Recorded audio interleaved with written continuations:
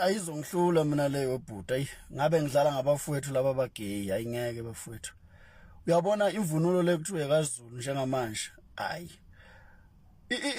Yabona sike sabona thina la intombazane ezele. Yezwa, uvala bomvu noma ngithi umtshendevu.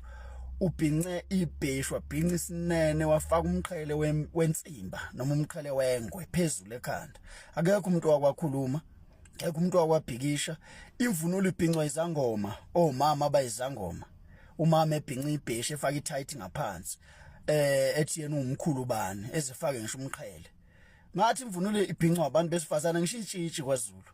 Alibhinca ibheshu nesinene. Star even la komaskandi besibabona osisi abacula maskandi bebhinca amabheshu befaka amathayithi ngaphansi. Yabo ngisho itshitshi linemvunulo yalo kwaZulu. Alibhinca la amabheshu abhinca omama beposte futhi la ku TikTok. Yabo manje asikwazi ukuthi singagijimela abafowethu laba abagay ngabe ngikhombisa ungabi fair. Ngoba mina ngikholelwa ukuthi wathi umfundisi ukhanya intambo ixhunywa la enqamuke khona. Wayiqinisile. Ngeke imvunulo kaZulu iqhamuka isizohlambalazeka manje ngoba isibhincwe labafowethu abagay kathi ibhinca omama. Namanje basayibhinca laba nje most laba abayizangoma bayibhinca nalabo abaculayo bayayibhinca imvunulo. Abanye akuvumelekile ngeke bafowethu ngeke. Angaleko yabona nje lelo daba lolu labafowethu abagay kade bebhinca imvunulo mina ngineutral impela. Ngoba mina ngifuna ukuba bukhali nganxanye njengommese. Ngifuna ukwenza lokho. Angifuni ubaba wami udlula sonakele udle kuyadliwa abanye baququbela. Dlula sihobhokile yahlaba yathunga nalithi.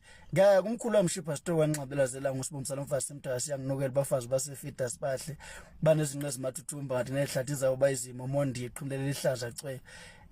Elicezela ceza kwamavulakazi umthofo ezigidi noje ongaphansi kwaye wamethu ngaphezulu. Ngazi umkhulu wayebajeke kanjani. Kodwa ngeke mfowethu imvunulo ixhashaza ibhinqa amantombazana nabo laba bayilwela imvunulo namhlanje bonke laba bathi abagxeka le etabani ukuthi itabani bebhincile hayi mina ngeke ngabe ngidlala ngabafowethu laba abagay kwabona basabhinca ibheshu netight ngaphansi kuvela ujoki umuntu ebhincile kuvela ujoki ngaphansi manje hayi ngeke makufuneka eqalwe kukhulunywa indaba yemvunulo kaZulu kufanele eqala nje ibe nomthetho ngempela eqaleni kuwo wonke umuntu ingabi nomthetho kulabo abagay kuphela. Ngoba bona kuzoba sengathi manje bayacwaseka. Yabo. Ibhinca omama. Imvunulo le kaZulu. Umama ezefaka ngisho imbatha lengwe. Yes, umama usele impela imbadlambadla kamama ibhinca ibheshu. Manje bafowethu mina ayichamfowethu izongihlula le. Ngoba mina ngifuna ukukhuluma into kusasa ezongenza ilokhuzana kuba ngathi ngisiphunqa. Angifuni nje ukukhuluma lokho. Angifuni ukudlulela phambili.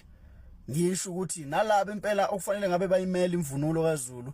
Nakubo nje kusenzima kusephandle ngayezwa mina umdloko mbane ebonga esha amagama amakhulu efikile lapha nganoma wayesebuhleni noma wayeseKenana ngisazi ethi uyabonga ukuthi imvunulo kaZulu la ebandleni likaShembe isagcineke kahle ngeke umbone umama weNazaretha ebhinca ibheshu nangelilodwa ilanga khohlwa ngeke uyibone inkosazana yeNazaretha ibhinca ibheshu nesinene into ngeke uzibone leyo.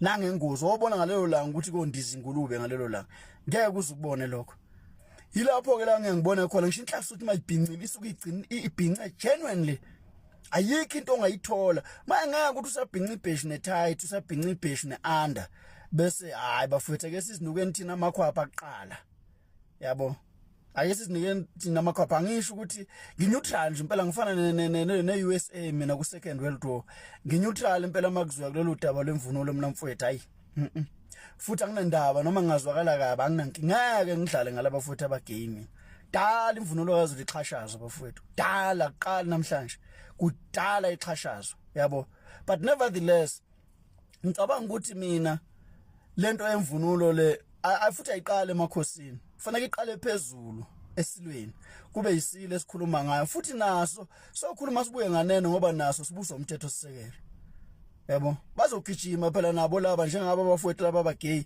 bazogijima beyobuza ecourt ukuthi bona kungani ungamele bebhinca imvunulo ngoba nabo ba abantu uzothini imvunulo kaZulu ayiqala namhlanje ukuhlambalazeka uma ukuthi ihlambalazekile ayiqali ngalabafowethu abagay bhinca omama laba bayizangoma abantu bafaka abantu abadala bayayibhinca babhinca amabheshu nenene ibhinca osisi laba nje impela idikazi elisele libhinqa ibheshu nesinene lifaka ithayithi ngaphansi liphequze ngemvunulo lize liphathe ngisho ihawu hayi bafowethu ayingeke mfowethu mina hayi